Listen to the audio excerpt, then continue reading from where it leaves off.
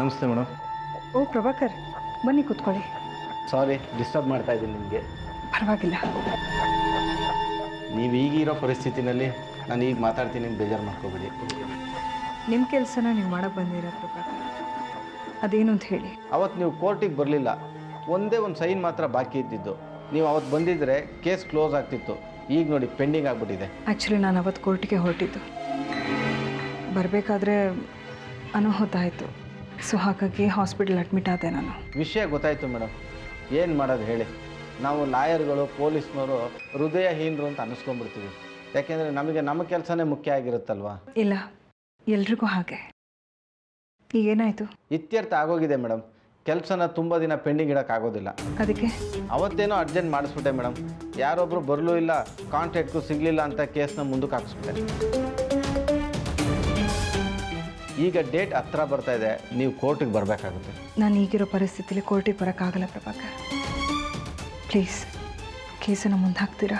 ಕೇಸ್ನ ಇನ್ನೂ ಮುಂದಕ್ಕೆ ಹಾಕೋದು ತುಂಬ ಕಷ್ಟ ಮೇಡಮ್. ಎಲ್ಲ ಫಾರ್ಮಾಲಿಟೀಸು ಮುಗಿದೋಗಿದೆ. ಇನ್ನು ನಿಮ್ಮ ಸೈನ್ ಒಂದೇ ಬೇಕಾಗಿರೋದು.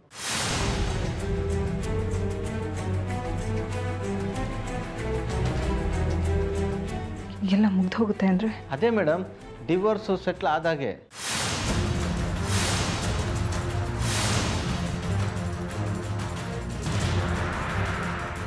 ನಾವು ಸೈನ್ ಮಾಡಿದ್ರೆ ತಾನೇ ಡಿವೋರ್ಸ್ ಅಂತ ಆಗೋದು.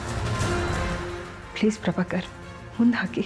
ನಿಮ್ಮ ಮೆಡಿಕಲ್ ಗ್ರೌಂಡ್ಸ್ ಮೇಲೆ ಮೆಡಿಕಲ್ ಸರ್ಟಿಫಿಕೇಟ್ನೆಲ್ಲ ಕೋರ್ಟಿಗೆ ಪ್ರೊಡ್ಯೂಸ್ ಮಾಡಿದ್ರೆ ಮುಂದಕ್ಕೆ ಹಾಕ್ಬೋದು ಮೇಡಮ್. ನಾನು ಹೇಳ್ತಾ ಇರೋದು ಅದಲ್ಲ. ಮತ್ತೆ ಎಲ್ಲ ಸೆಟ್ಲಾಗಿದೆ.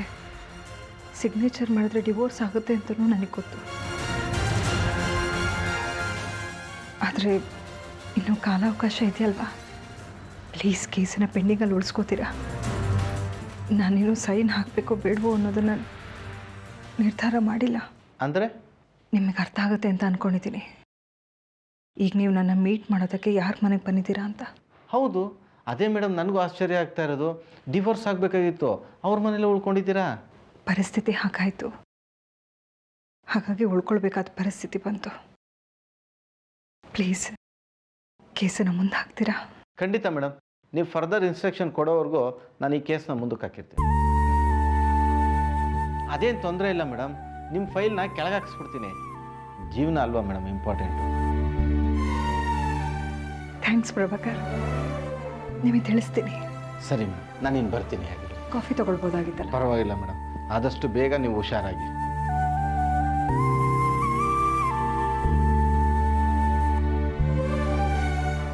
ಅಯ್ಯೋ ಪಂಡಿತ್ರೆ, ಇದಕ್ಕೇನು ಪರಿಹಾರನೇ ಇಲ್ವಾ? ಹೇಳಿದ್ನಲ್ಲ ತಾಯಿ, ಸಮಸ್ಯೆಗಳು ಇದ್ದೇ ಇರುತ್ತೆ, ಬಂದೇ ಬರುತ್ತವೆ. ಆದರೆ ಎಲ್ಲ ಸಮಸ್ಯೆಗಳಿಗೂ ಪರಿಹಾರನೂ ಇದ್ದೇ ಇರುತ್ತೆ. ಯಾಕೆಂದರೆ ಭಗವಂತ ಸದಾ ರಕ್ಷಣೆಗಾಗಿ ನಿಂತು ಯಾರ ಕೈಯೂ ಬಿಡದೆ ಕಾಪಾಡ್ತಾನೆ.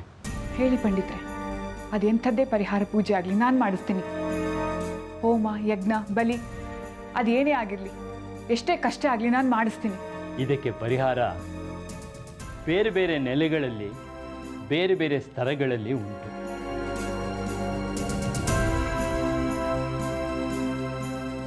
ವರ್ಷಾನುಗಟ್ಟಲೆ ಮಾಡಬೇಕಾದ ಸಾಧಿಸಬೇಕಾದ ಕೈಂಕರ್ಯಗಳನ್ನ ಇದು ಸೂಚಿಸ್ತಾ ಇದೆ. ಇರುವ ಬರುವ ಕಂಟುಗಳನ್ನೆಲ್ಲ ಹಂತ ಹಂತವಾಗಿ ಶಾಂತಿಗೊಳಿಸಿ ಮಂಗಳಕರಗೊಳಿಸಬೇಕು. ಗ್ರಹಗಳ ಶಾಂತಿ ಅಂದರೆ ಒಮ್ಮೆಲೆ ಆಗುವಂಥದ್ದಲ್ಲ. ಆಯಿತು, ಅದೇನು ಅಂತ ಹೇಳಿ, ತಪ್ಪಿಸದೆ ಮಾಡಿಸ್ತೀನಿ. ಮೊದಲನೇದಾಗಿ ಮನೆ ದೇವರಿಗೆ ಹೋಗಿ ಬರಬೇಕು. ಮನೆ ದೇವರಿಗೆ ಪ್ರತಿ ಸಂವತ್ಸರ ಅರಿಕೆ ನೈವೇದ್ಯ ಸೇವೆಗಳು ನಡಿಬೇಕು.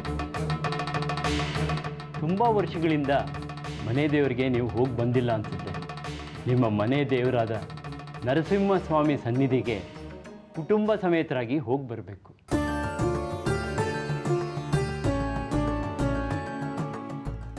ಒಂದು ಒಳ್ಳೆ ದಿನ ನೋಡಿ ಹೋಗಿ ಬರಬೇಕು ಅಂತ ಅಂದ್ಕೊಂಡಿದ್ವಿ. ಹೇಗಿದ್ದು ಸೊಸೆಂದ್ರು ಬಂದಿದ್ದಾರೆ, ನಿರುಷ ಸ್ವಾತಿನೂ ಕರ್ಕೊಂಡು ಹೋಗ್ಬಿಟ್ಟು ಬರ್ತೀನಿ. ಆಮೇಲೆ ಏನು ಮಾಡಬೇಕು ಅಂತ ಹೇಳಿ ಪಂಡಿತ್ರೆ? ಅದೊಂದಾಗಬೇಕು. ಮತ್ತೆ ತುರ್ತಾಗಿ ಒಂದು ಪೂಜೆ ನಡಿಬೇಕು. ಶನಿಗ್ರಹವನ್ನು ಶಾಂತಗೊಳಿಸಬೇಕಾಗಿರೋದ್ರಿಂದ ಅದರ ಮಂಡಲ ಪೂಜೆ ಮಾಡಬೇಕು. ಆದರೆ ಆದರೆ ಅಂದರೆ ಏನು ಪಂಡಿತ್ರೆ? ಯಜಮಾನ್ರೆ, ನಿಮ್ಮ ಶ್ರೀಮತಿಯವ್ರನ್ನ ಕರೆಸಿ ಪಕ್ಕದಲ್ಲಿ ಕೂತ್ಕೊಳ್ಳಿ. ಆರತಿ ಬಾಮ್ಮ. ಪಂಡಿತ್ರೆ, ಅವಳಿಗೆ ಸ್ವಲ್ಪ ಆರೋಗ್ಯ ಸರಿ ಇಲ್ಲ. ಬಾ.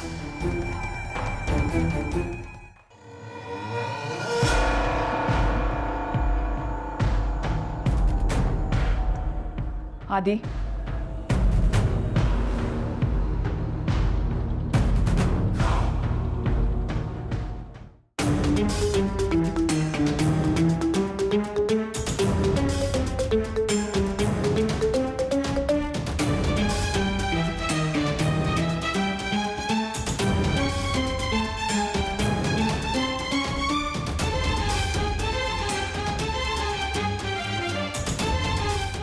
ನಿಮ್ಮ ಜಾತಕ ಕೊಡಿ.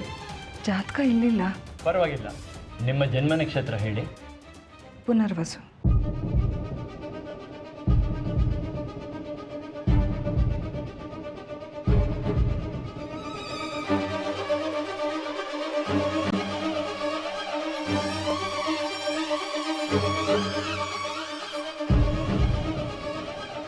ಇವರ ಜನ್ಮ ನಕ್ಷತ್ರದಲ್ಲಿ ಬುಧ ಅಧಿಪತಿಯಾಗಿರೋದ್ರಿಂದ ಈ ಮನೆಯಲ್ಲಿ ಸ್ವಲ್ಪವಾದರೂ ಶಾಂತಿ ನೆಲೆಸಿದೆ.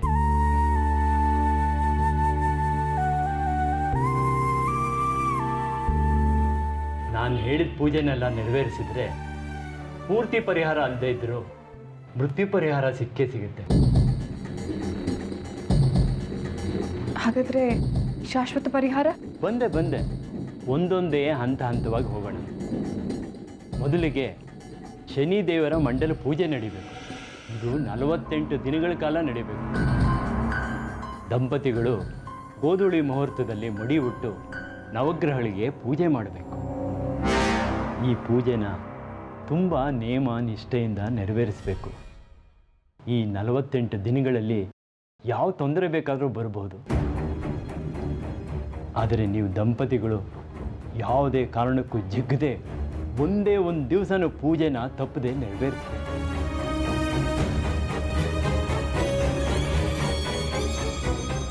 ಮತ್ತೆ ಮೊದಲಿಂದ ಪೂಜೆ ಪ್ರಾರಂಭಿಸಬೇಕಾಗತ್ತೆ. ಎಚ್ಚರ, ಈ ಪೂಜೆಯಲ್ಲಿ ಏನೇ ಕೊರತೆ ಆದ್ರೂ, ಏನೇ ಅಪಚಾರವಾದ್ರೂ ಅದರ ಪರಿಣಾಮ ತುಂಬ ಉಗ್ರವಾಗಿರುತ್ತೆ. ಎಚ್ಚರ ಎಚ್ಚರ ಎಚ್ಚರ.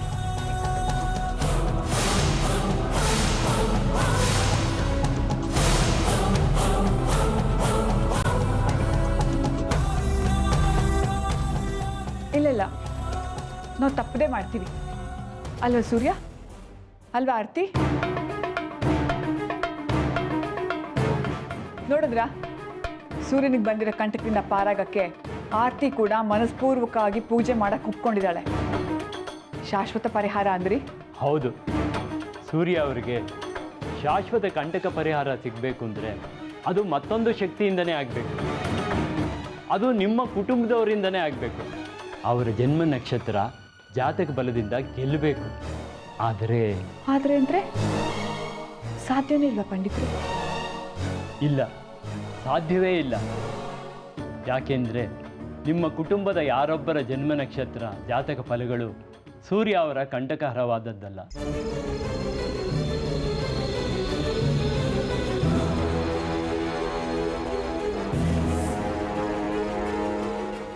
ಯಾರು ಯಾರು ಒಳಗೆ?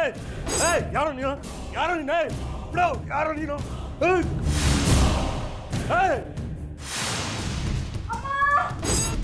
ಅದೇ ಯಾರು ಅಟ್ಯಾಕ್ ಮಾಡ್ಬಿಡ್ತಾರೆ ಕಣ. ಸೂರ್ಯ ಅವರಿಗೇನಾಯ್ತು?